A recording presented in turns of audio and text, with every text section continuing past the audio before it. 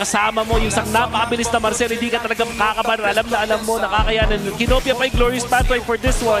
Yep, and they're slowly marching their way. Blessings are already popped up dito sa mga tone ng Aurora. Sancho the front, JB going in with the tracking shot as well. Pero ang pinunta muna nila dito ay bumasag ng tore ng Aurora as the Lord will march towards the top lane.